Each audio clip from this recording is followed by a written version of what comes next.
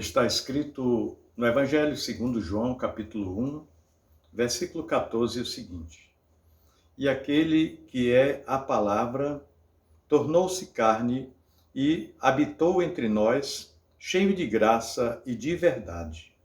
E vimos a sua glória, glória como do unigênito do Pai. Meu irmão, minha irmã, o que desafia a mente humana na fé cristã não são seus princípios ou os mandamentos.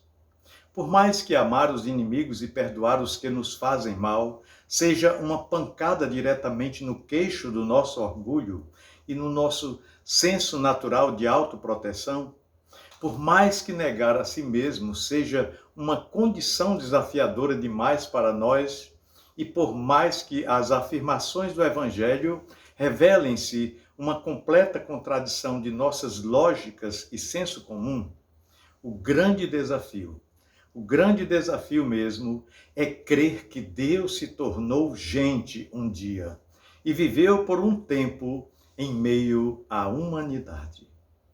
E cremos verdadeiramente se sofrermos a implicação dessa fé.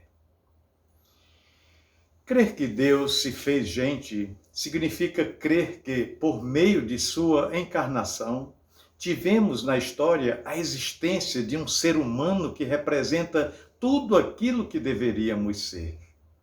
Logo, vendo-o, podemos nos avaliar e reorientar a nossa vida pela dele, visto que jamais alcançaremos de uma só vez tudo sobre Jesus.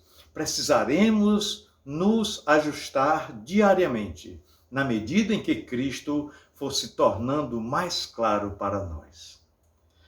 Esse conhecimento quer nos levar a mudar de vida. É o que significa verdadeiramente seguir a Cristo. Isso é ser discípulo de Jesus.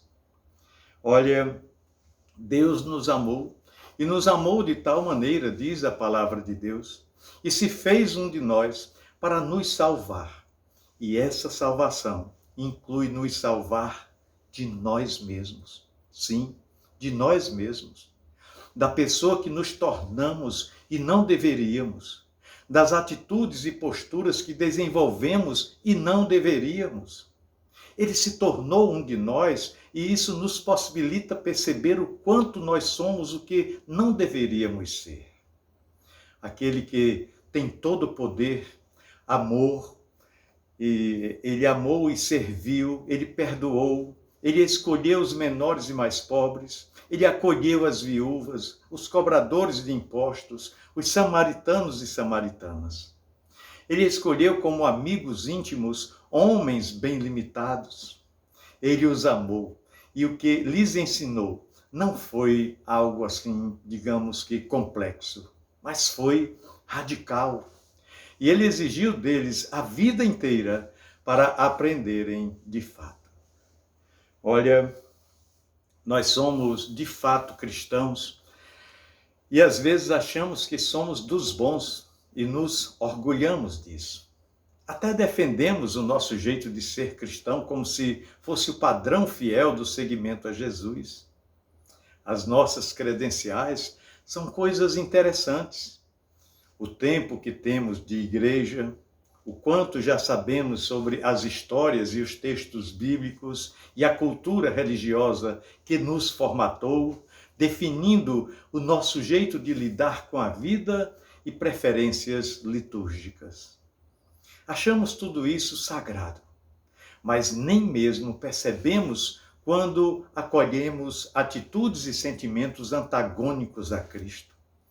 Como precisamos ouvir a voz do Espírito, como precisamos ouvir o Senhor. O maior desafio da fé cristã para o ser humano hoje é crer verdadeiramente na afirmação de que Deus, por amor, tornou-se um de nós, igual a nós, viveu entre nós para revelar-se a nós e morrer por nós. Nós o matamos. E nós o matamos porque ele não se encaixava como Deus e nem como ser humano aos nossos padrões, aos nossos olhos. Ele nos revelou o Deus que ignorávamos e ainda ignoramos hoje. Ele nos revelou o ser humano que deveríamos ser e resistirmos a ser. Se entendermos isso, haverá mais humildade, mais quebrantamento, mais inquietação em nós, inquietação quanto ao tipo de ser humanos que somos e sobre o lugar do amor de Deus em nossas vidas.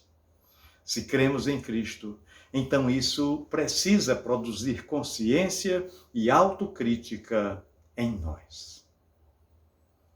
Pensemos nisso. No amor de Cristo. Amém.